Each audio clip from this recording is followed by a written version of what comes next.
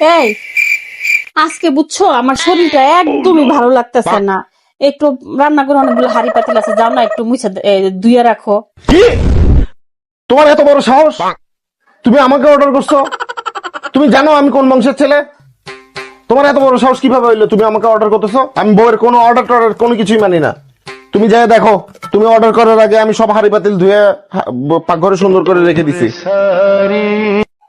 আচ্ছা, আমার শরীরটা তো ভালো লাগতেছে না, দুপুরে একটু রান্না বান্নাটা যদি করতা। আমি তোমার গোলাম নাকি? তোমার যখন যা ইচ্ছা হবে তাই তুমি বলবা?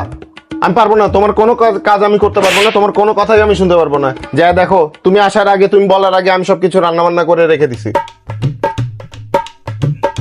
আর ওই যে কাপড় চোপড় গুলাও আসছিল।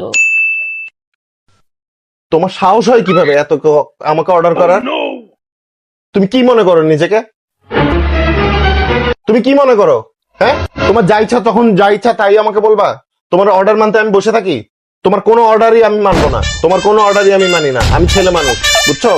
আমার যা ইচ্ছা আমি তাই করি, ঠিক আছে? তুমি বলার আগে আমি সব কাপড় চোপড় ধুয়ে শুকায় ইস্ত্রি করে রুমের মধ্যে রেখে দিচ্ছি। যা দেখো, মানে এত বড় সাহস হয়েছে না? তুমি আমাকে অর্ডার করো? তুমি জানো আমি কোন বংশের ছেলে? তোমার এত বড় সাহস হয় আমাকে অর্ডার করার জন্য? তোমার খবর আছে, দাও। যাও, আমার সবকিছু হইলেই হয়।